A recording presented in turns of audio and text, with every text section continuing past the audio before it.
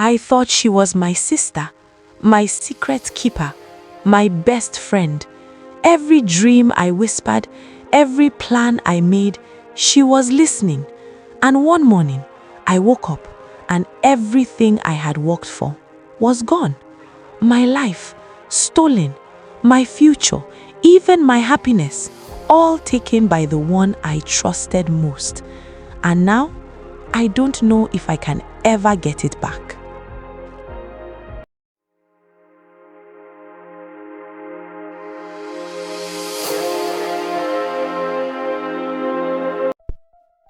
My name is Zara, and if someone asked me about my life, I'd say it was ordinary, maybe even perfect.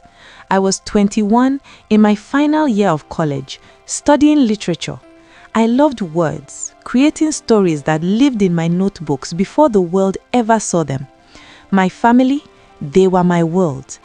I came from a well-to-do family. Our home had tall windows, polished floors, and gardens that seemed to stretch forever. My parents were proud and loving, but my dad was a bit strict, still a loving and caring father. "Zara, don't stay up too late again," my mom called one evening, peeking into my room. "Your eyes will turn red like fire." "I'm fine, Mom," I replied with a smile. "I just need to finish my essay." My dad, standing in the doorway, frowned. "Work or no work, stay organized. Don't let anything slip, Zara. You know what I expect." And then there's Ike, my younger brother, 15, bright, mischievous, always finding trouble, always keeping the house lively. "Zara, come help me with this math problem," he shouted from the kitchen. "Not now, Ike. I'll help after I finish my essay," I called back. "You always say that," he said annoyingly. Life at home was structured and careful. I had to follow rules, hide little things from my father, and sometimes that meant keeping secrets, even about Aiden, my boyfriend. He didn't know about him, and neither did my mother. Only Mina would. Meeting Mina changed everything. The day I met Mina, a 22-year-old theater art student, it was a rainy afternoon at the campus library. I had dashed inside to escape the sudden downpour, hair plastered to my forehead, bag slipping off my shoulder. And there she was, Mina, with a sketchbook. She looked up and smiled. "Hey, you're Zara, right? I've seen you around. Mind if I sit?" Sure," I replied, surprised. Sliding over, she grinned. "I'm Mina, you can call me that." "I'm Zara," I said. Something about her felt magnetic, bold, alive, and familiar. From that day, Mina became part of my life. She helped me with assignments, joined me for coffee runs, laughed with me during late-night talks. She knew my secrets, my worries, my fears, even the things I couldn't tell my parents. Even my parents adored her. "She's like the daughter they want to have," my mom whispered one night. Mina wasn't just a friend. She became part of every corner of my life. Every dream I shared, every plan I whispered, she remembered. Every tiny victory, every heartbreak, she was there. I didn't notice the small things at first, how she lingered when I spoke about my dreams, how she remembered every detail, even the things I forgot I'd said. I didn't see danger in that closeness. I thought it was care, attention, friendship. Friendships like ours feel safe until they aren't. After we met, Mina became part of my life in a way I never imagined. She was in my classes, and sometimes she followed me home after school because she lived with her strict aunt. Her parents had died when she was very young in a fatal accident, and that made my parents pity her and care for her deeply, treating her like part of our family. She had a way of making everyone like her, my parents, my brother Ike, even my teachers. Mina was studying theater arts, always drawing, acting, practicing. Everything she did beautifully. I often thought, how can someone be good at everything? One afternoon, after class, she walked beside me all the way home, laughing at small things I said. "Lara, you always carry so many books. Are you trying to make your arms strong? She teased, nudging me gently. I just like to read, I said, smiling.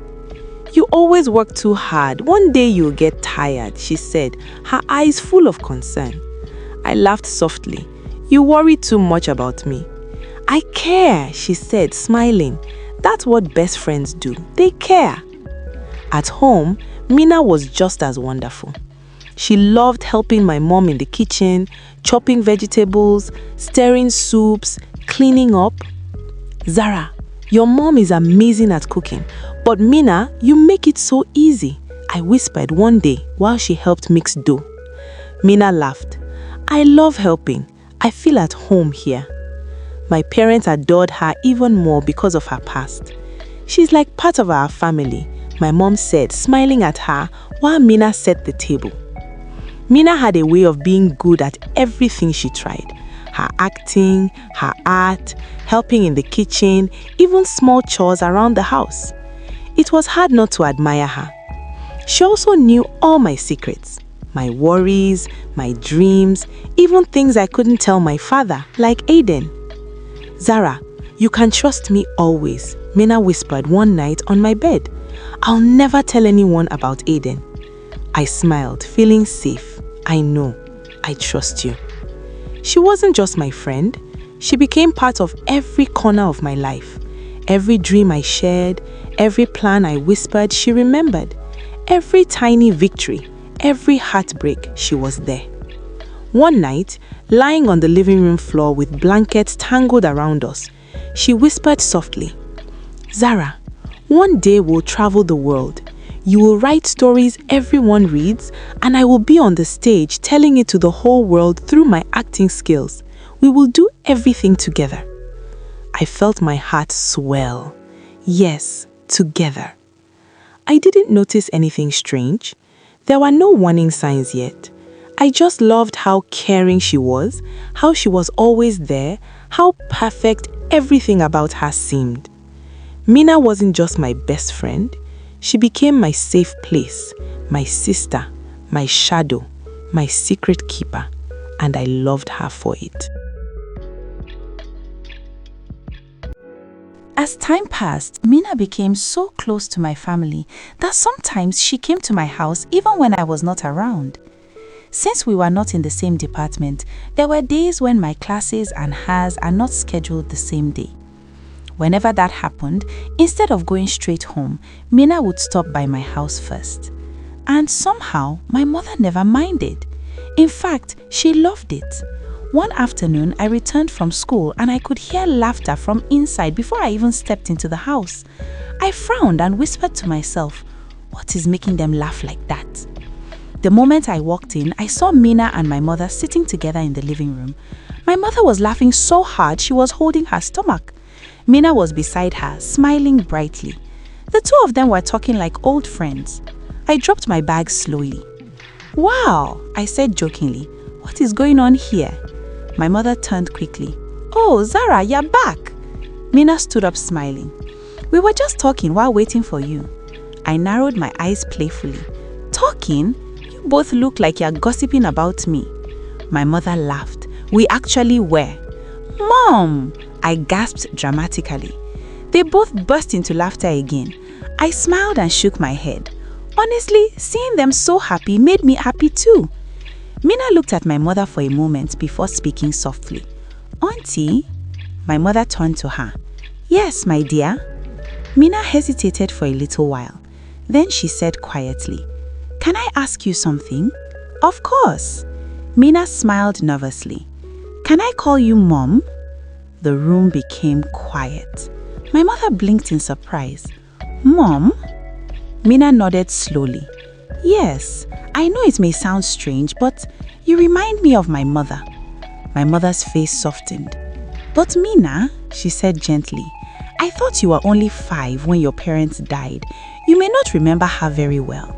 Mina smiled softly. I know, but I just have this feeling that if she were alive, she would be kind like you, loving like you. My mother stared at her for a moment. Then she laughed softly. Well, she said warmly, if you wish to call me Mom, then you may. Mina's face lit up immediately. Really? Yes, really. She quickly hugged my mother tightly. And just then, I walked fully into the room smiling. I folded my arms dramatically. What is happening here? Mom? Mina? Are you trying to steal my mother from me? My mother laughed loudly and pulled me close. Never, she said warmly. You will always be my one and only daughter. Mina smiled mischievously. You dare not. I'm too loved in this house. She laughed harder. Just then, the front door opened. I'm home, Ike shouted. A few seconds later, he entered with his school bag hanging from one shoulder. Zara, Ike groaned. Please help me with my homework. I sighed tiredly. Not now, Ike. I just got back. Please let me rest small. Immediately, Mina stepped forward. I'll help you. Ike looked at her excitedly. Really?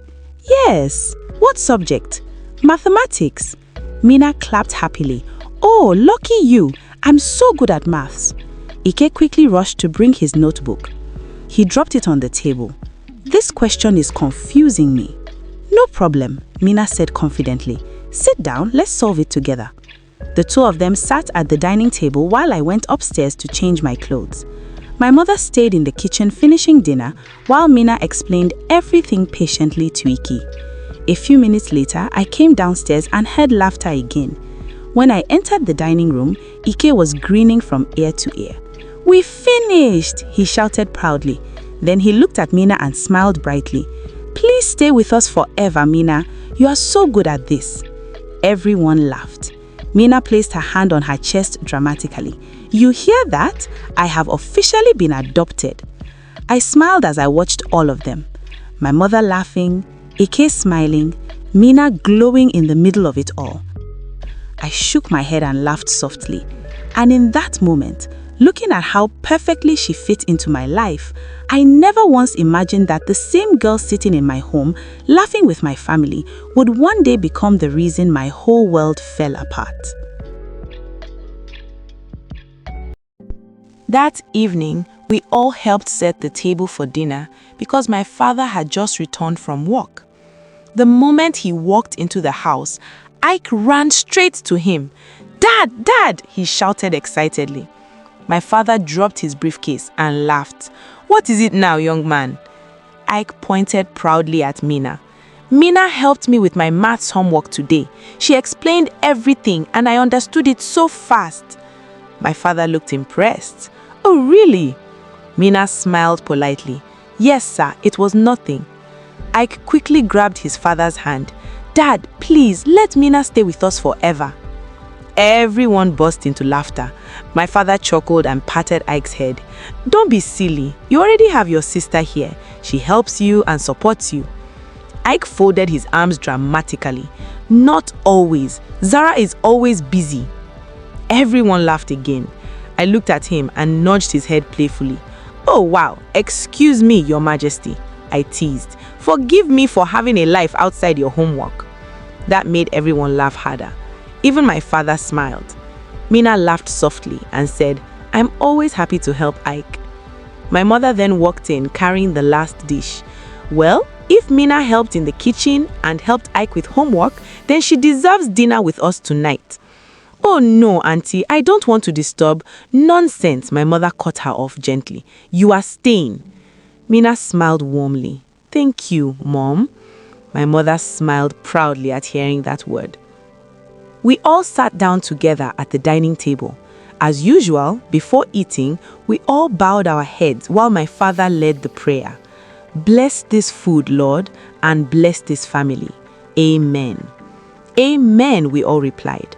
Then we began eating quietly. In my house, dinner time was serious. No one talked while eating, especially when my father was there. He always warned us the same thing. Food time is for eating, not talking. So the room stayed peaceful, except for the sounds of spoons and plates. Every now and then, I looked up and smiled seeing Mina sitting there with us, fitting in so naturally like she belonged. After dinner ended, Mina stood up politely. Thank you so much for dinner, Mom, sir, she said respectfully. Everything was delicious. "You're welcome anytime," my mother said warmly. "I'll walk her out," I said. My mother nodded. As Mina and I stepped outside, the cool evening breeze touched our skin. We were just talking softly when suddenly my phone rang. I smiled immediately when I saw the caller ID. It was Aiden. Mina noticed my face and grinned. "Aiden?" I nodded quickly and answered. "Hello?" "Hey, beautiful." Aiden's voice came softly through the phone. I smiled immediately. "Where are you?" "Close to your house. I wanted to see you." My heart skipped. "Really?" "Yeah, I'm parked outside down the street." Aiden had just graduated from university as an electrical engineer. At 24, he was one of the smartest and most hardworking people I knew. He was handsome, talented, caring, and had the kind of smile that could melt away every bad mood. But because of my father's strict rules, he could never come inside. My father always warned me, "Focus on your education. Do not let boys distract you." So, seeing Aiden was always something I had to do quietly. I turned to Mina excitedly. "He's here." Mina smiled. "Oh my gosh, finally, let me meet him properly." We walked toward the car parked nearby. Aiden stepped out immediately when he saw us. He smiled brightly. "There's my girl." Then his eyes moved to Mina. "And this must be the famous Mina." I laughed. "Yes, Mina, this is Aiden. Aiden, meet Mina." The two smiled and shook hands. "Nice to finally meet you, Mina," said Mina sweetly. "I've heard so much about you." Aiden laughed. "Hopefully only good things." "Of course," Mina replied. We all stood there talking for a little while, laughing and joking. Then I turned to Mina. "You're heading home, right?" She nodded. I looked at Aiden. "Can you drop her off?" Aiden smiled at me warmly. "Sure, whatever you say, my princess." Mina laughed. "Ah, look at you two." She got into the car smiling. Before Aiden entered, he turned toward me, gently pulled me closer and kissed me softly. "Good night, beautiful," he whispered. My cheeks turned red immediately. "Good night," I whispered back shyly. Behind him, Mina watched us with a smile on her face. "Good night, lovebirds," she teased from inside the car. I laughed shyly. "Good night, Mina." Aiden smiled one last time before getting into the driver's seat. Then they drove off into the night. And as I stood there, smiling to myself, watching the two people I loved in this world live together, I never imagined that one day, things could change. After Aiden dropped Mina near her home, she waved goodbye and walked slowly toward the small house she shared with her strict auntie. The house was old but steady, built together with a small restaurant that her auntie ran. The aroma of spices and cooked food filled the air, mixing with the faint tension that always lingered inside. Her auntie, who had never married and spent her whole life raising Mina, was waiting with a sharp look. Her life had not been easy. She had taken care of Mina after the death of her parents, trying to give her everything she could. Raising Mina wasn't simple, and even though the house had been her late brother's, the only property left to her after bankruptcy seized the rest, she had poured all her effort into training Mina. Years of struggle, worry, and sacrifice had made her appear frustrated and strict. "Mina, where have you been? Do you know how many orders I had to manage today?" Her auntie barked. Mina sighed, keeping her voice calm. "I was at Zara's place, auntie." Her auntie's face darkened. "At Zara? Zara, a friend you just met recently, and you've run to her home already just because she's rich? You better wake up, Mina. You can never be like her. And what about your duties here? Do you think the restaurant runs itself?" Mina tried to explain, her voice soft. "But auntie, the two sales girls are here. Everything is under control." Her auntie's eyes narrowed.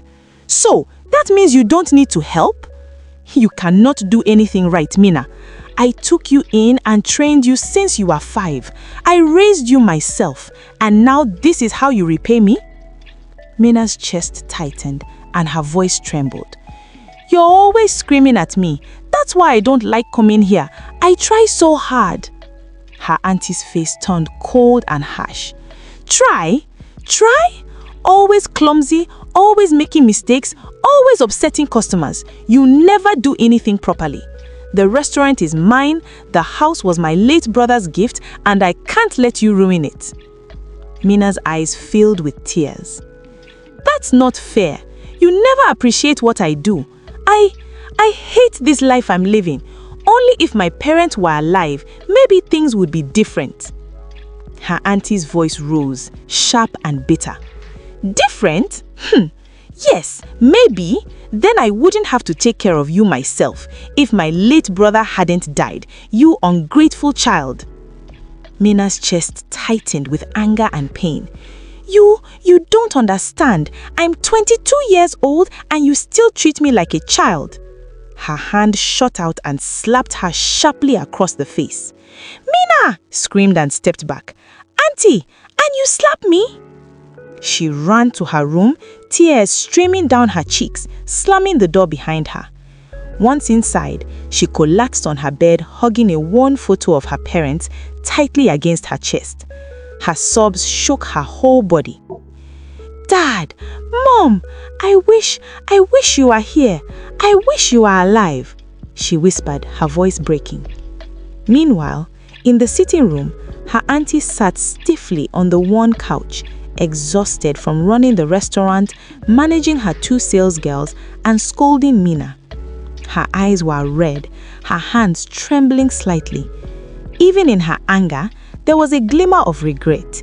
She had lost her brother, was forced to raise Mina alone, and was doing her best to protect what little they had left. She looked frustrated, bitter, but also helpless.